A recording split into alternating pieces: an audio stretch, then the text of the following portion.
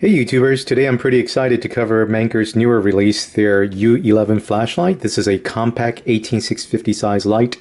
Now before we get into this, it came in this pretty much generic box here, no labels on it whatsoever. The accessories did include a micro USB cable, and within here there's a spare charging port cover as well as a spare O-ring. Last but not least, they also included a wrist strap as well as some detailed instructions along with the specs. So covering off on the specs really quick, the U11 is very similar to the smaller brother, the T01, in that there is both a general mode as well as a pro mode, and basically what that entails in either mode is that there are 5 output levels as well as some hidden modes. I'll get into that deeper in the UI section, but at a minimum there's a moonlight, low, medium, high, and a turbo, as well as 2 hidden modes, the strobe and the SOS. Now there are various output levels because you can program this in the pro mode, so I'll just leave that there. You can read that yourself. There's a max peak beam intensity of 16,000 candela that throws the beam out to 252 meters. It's shockproof down to 1.5 meters and IPX6 water resistant. So getting into this little gem, and I mean that literally, this is just an amazing compact 18650 size light. Now I usually get into the size comparisons a little bit later, but I just want to illustrate just how compact this 18650 size light is. In my right hand is Thorfire's TG06. Now this is a AA light and reasonably compact itself. Now take a look at that. That is just amazing.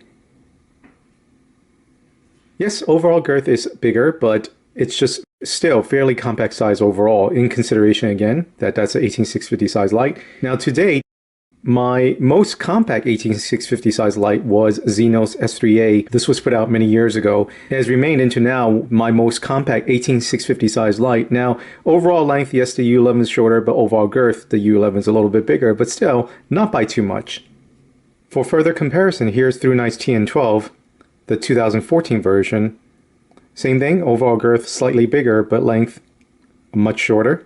And finally, in the 18650 size light category, the largest one in my collection, Nitecore's P25. As you can see, this thing's a monster compared to this. Of course, they serve different purposes, but just to illustrate the size differences there. And finally, in comparison to its smaller brother, the T01. Now on the business end, there is a stainless steel bezel that sits flush with the head, so it doesn't really protrude out. This glass does feature anti-reflective coating, and within there sits a orange peel reflector, and sitting within is Cree's XPL emitter in the V5 output bin. And here's a close-up shot of that.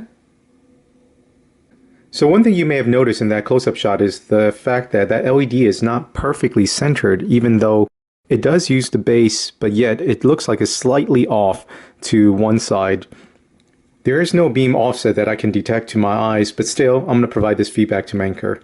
Now I'm not sure if this still follows the Quinlan series, but at the throat of the light you still see that logo that I first saw on the T01. It's surrounded by a stainless steel bezel around there. Now this is a soft touch electronic switch, and it does have a back glow for when it's charging, as well as when the battery gets low. There's a low battery indicator there.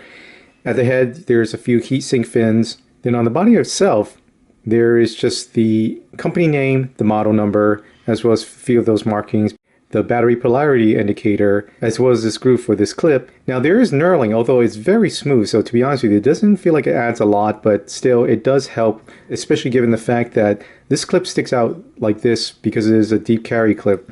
So it does interfere as you're trying to unscrew the tail cap, but there's a trade-off there for pros and cons. Because otherwise, if they had cut that clip short, then the design would have been thrown off, because I thought that this actually lines up perfectly here, such that when you slip it into your jean pocket or whatever else you want to clip onto, there's that groove there that allows you to easily slip it on. So again, trade-offs.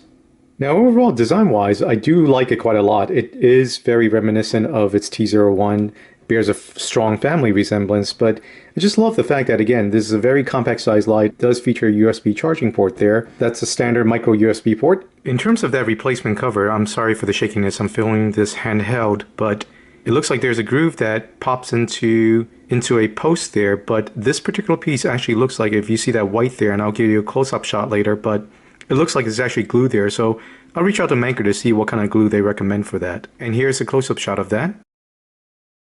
It has a working voltage from 2.8 to 6.4 volts, so you could actually run two CR123s here, though I don't know if that necessarily increases the output, like say, if I recall correctly on ThruNight's TN11 series. But I'll cover that later and throw it into the comments. At the edge of the tail cap here, there's that loop for the wrist strap, and getting the tail cap off, you will see that there are square cut threads, anodized, so you can lock out the light. O-ring there, and peering down the tube, here's a close-up shot of that. You can see that there's another spring in there, although there is no physical reverse battery protection like on the T01.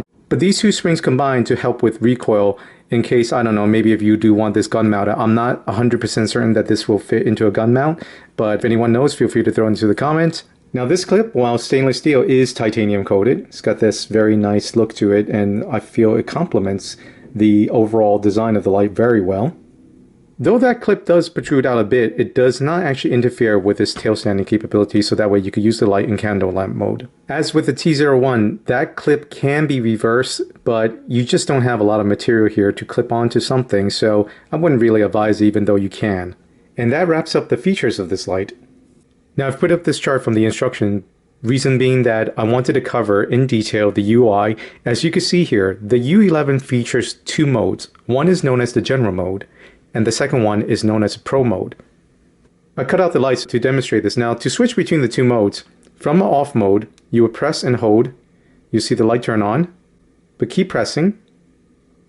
There, that's one blink. That indicates general mode. Now to switch into the Pro mode, press and hold again. Those two flashes indicate that that's in the Pro mode now. So I'm going to demonstrate the general mode first. Currently with the light off, a quick press will immediately enter moonlight mode, as you can see there. And then from there, you will enter low mode. Now I do have the exposure fixed and the white balance is sunny white balance, although on the video this is a little bit cooler. In real life this is slightly more purplish gray and this is a little bit warmer here, but it's reasonably close. Next depress of the button will go into medium, then high, and last but not least, turbo.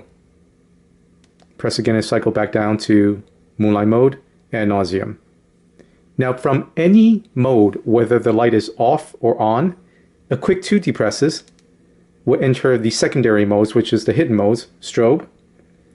Another press after that will enter what they call the breathe flash, which actually I think means pulsating. Then we'll turn on the light really quick. The white balance is not correct, but that is actually on the side switch.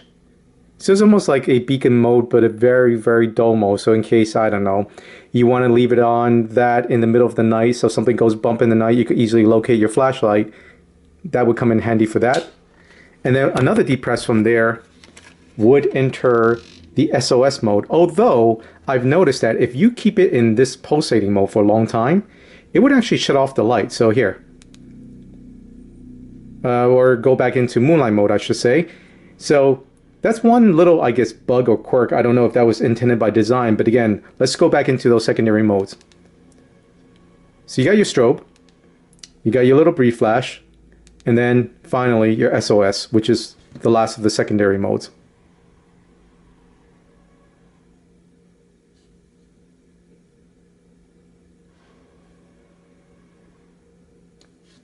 And then from any of these secondary modes, if you keep pressing it again, it'll keep cycling through it ad nauseum, with the exception again of that breathe flash. To exit out there, press and hold for over 2 seconds and that'll shut off the light again. Now the Pro mode, a soft click from off enters moonlight mode just like in general mode, and then from there you cycle through just like in the general mode from low, medium, high, and then turbo. And likewise, to access the secondary modes, whether the light is on or off, a quick 2 depresses will immediately engage strobe first. Next up is the breathe flash or pulsating, as you can see there. After that, the SOS. Then it further goes into a beacon, then a constant current turbo mode, which basically is like a sustained turbo output mode. Then a battery indicator. Each flash here is indicative of about 25%, so You saw there's 4 flashes, so it just indicates the battery has a full charge right now. Then from there, you go into a custom program mode. First in low, it cycles through the 3 of the low modes that you could program it to. The lowest, medium, and the highest of the low mode specifically. So whenever you hit the desired state, you just press again to go to the program the next mode. So I'm going to keep it at the lowest levels. So that's the lowest of the low. That's the lowest of the medium. Lowest of the high. Lowest of the turbo, and then finally back out into strobe again. Press and hold to shut off, and boom, you've programmed your light. Now, although they are very subtle, but it gives you that flexibility of programming your light to exactly the levels that you want. Although it seems very complicated at first, I actually like it a lot. So once you get it memorized, it's very easy to cycle through all of the modes that you want. Then to access your secondary modes, go through them, pulsating flash, SOS, your beacon, at least in the pro mode, constant current output, your battery output indicator, then finally your programming. So let's just say I want the highest of the low. Set it through there, go through, come back out, shut it off, bam, done. Pretty cool, man. So here's the runtime chart for the Manker U11 in the constant current mode, that is in the pro mode. The battery used was a through night 3400 milliamp an hour. Starting voltage was 4.2, ending around 3.05, and I achieved a total runtime of 91 minutes, so that matches pretty much what they had stated, which was 1.5 hours. And the lumens I measured at 30 seconds was 1170, so they actually bested their quote by almost 10%. And then the average lumens for the total run was 800, so that's actually pretty darn good despite the step down and trailing off here. But the point is that at least for the majority of the run up into about 45 minutes, you are above 900 lumens until the step down here, and then finally a gradual declining output until it shuts off. The U11 can get a little bit warm. Starting room temperature was 72, the start of the head was 79 as measured on the last rung of the heatsink fins, and then max temperature reached was 127 degrees Fahrenheit. Now these wiggly lines here, this is an interesting one. I've seen this before, although I can't remember exactly which light, but basically instead of a perfectly flat regulated all the way through, there's actually all these little incremental step downs here, as you can see here. So visually, perceptually to the eye, it's almost undetectable until I guess you're within like maybe a 10 to 15% differential down here. But even so, like I said, overall, it does a fairly good job of keeping its stated output in turbo for up to 45 minutes. Because even at this flat, perfectly regulated run here, as you can see that data point, that's 1000 lumens right there.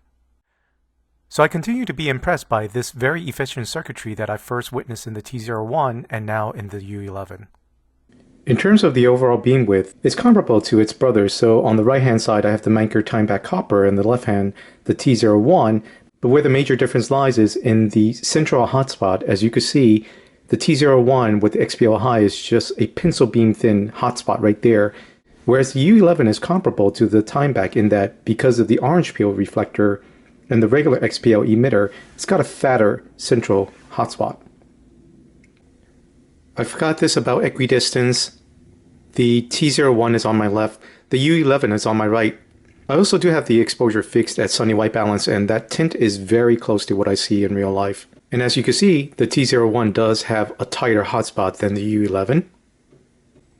And now we have it compared to the Timeback, which is in my left hand, U11 on the right. Although on the video it doesn't really quite show it, but the U11 has a slightly tighter hotspot. But that could also be due to the differences in output. I do have both of them in medium mode right now. So as usual, to conduct the beam measurement test, I use a Xeno G10V2 because that runs perfectly flat regulated. And it should be about 468 after 30 seconds. Alright, so we're right about there. The exposure is on a Nikon D750 fixed, 1/60th of a second, f2.8 on direct sunlight with a flat profile.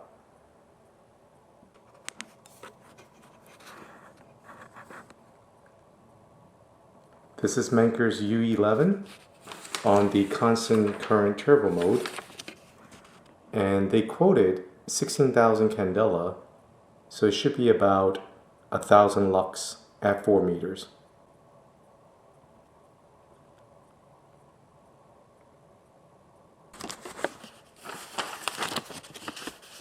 Here's Manker's time-back copper. They also didn't provide the peak beam intensity, but they quoted 140 meters, which should translate to 4,900 candela, and 306 lux at 4 meters.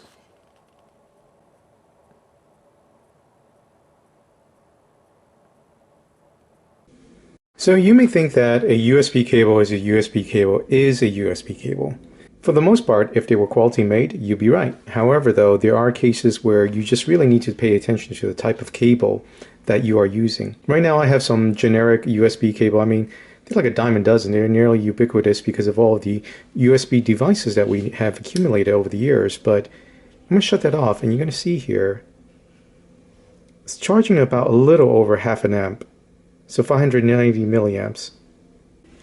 Now I'm going to switch that cable over to the one that Manker actually included with their U11. And right there you can see it started as high as 700 milliamps. It's dropping now. But it's maintaining about 670 milliamps. In terms of the just raw number, that may not sound like a huge difference, but got to remember, every little decrease there will increase your charging time. So I would suggest either you stay with their original cable or a quality USB cable, like this Transmart that I picked up. This is a nice thick heavy duty cable, and as you can see, it behaves similarly to Manker's cable. So now that we've got the cable lecture out of the way, the U11 while it's charging will flash softly there, as you can see, and when it's fully charged, that will become a steady state glow. So one issue though that I've noticed as with the Nikkor P25 is that if power is interrupted while it is charging, in the P25's case it would turn on to the last memorize mode. In the U11 case, it seems to always default to low. Now I've seen two variations where right now it's defaulting to a steady state low, which means it's not, the output's not changing. But I've also seen it go into like a low programming mode.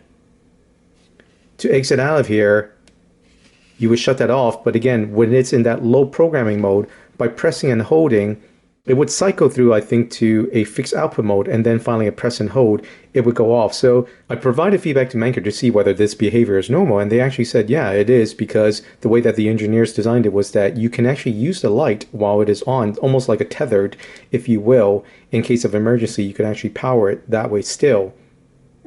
Now let's actually see if this will stay powered if I take off the battery cap. And yes, it does. So you can see there, it still thinks that it's glowing, that it's charging, but in reality it's not, right? Because I've actually already removed the tail cap. Actually, let me just go ahead and fully take that off. So here you can see I've removed the battery, and you can use the Manker U11 in almost as like a tethered light, if you will, a powered light. But it won't go into any other modes, nor will it invoke the secondary modes. It'll always come on in the low mode. So I don't know, I've have qualms about that, so that's interesting right there. You see that it's flickering. I've actually never seen that before, but I don't know if that's the low battery indicator or whatnot, but let me go ahead and screw this all the way back in. Okay, so maybe that was the low battery indicator mode. Now that I have the battery back in, it is going to charging steady state, but I don't know, pros and cons about that, because if you're charging your light, you leave it unattended, and the power suddenly cuts out, this light will turn on. On the plus side though, I guess it's like an emergency light, right? But on the minus side is that it will obviously drain your cell, and depending on how low it already was, you may actually over deplete it. Because keep in mind, the U11 was designed to run on 2 CR123 cells, which can drain, just all the way down. So that's a negative of it. The plus side of it, again, as I mentioned, is that you could actually use it like a powered light. So I don't know, guys. How do you feel about that? Why don't you provide your comments, and then we could provide Manker feedback upon this, because they are interested in hearing how you guys feel about that. In the interest of time, I won't cover a deep dive like I did with the P25, but perhaps in a future video, I'll get to that. Previously, I had carried around the Zebralight SC30. This was absolutely a gem of a light. The only thing that really held it back was just the 16340 format. Not too high energy capacity, so because of that, I always felt like in case I needed extended runtime, so kind of resorted to carry around an 18650 light, although this is a little bit bigger than what I would like to generally carry around. But reason I like this is it's still reasonably compact, but it's powered by 18650. 500 lumens is more than enough really for most of the things that I would need. Quick, easy access to strobe if I need it, as well as a decent low and a decent high through 2 quick presses. So that's why I really like the interface of this. Now, the color balance is on for the fluorescent lighting, so that's why this beam light is all off, so it's not that blue. But to wrap it up, wow, I gotta say, you know, I really like this Manker U11 a lot. I mean, it's pretty much become my new EDC just because of its form size. So by comparison, again, this is a size difference. Yes, there's a little bit more girth and even weight to it, but I just feel like the flexibility of the UI, the additional features it provides, the fact that I could recharge it at work with the micro USB port right there, nice decent sized carrying clip. It's a lot of features for a light. Now, the light that I believe it would best compare against is probably Nitecore's MH20. Unfortunately, I don't have that, but if I'm not mistaken, they're very reasonably close in size. Also, I think the Zebralight SC600, again, sorry, I don't have that either, but I think there is a review on Budget Light Forum that does some comparisons between the two.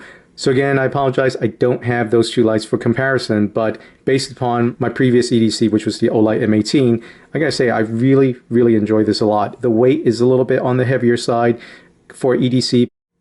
I love the fact that there's a quick access to the moonlight mode at night if you want to turn it on. It won't destroy your night vision and it's a quick, easy access to it, but you still have quick access to 5 levels of output.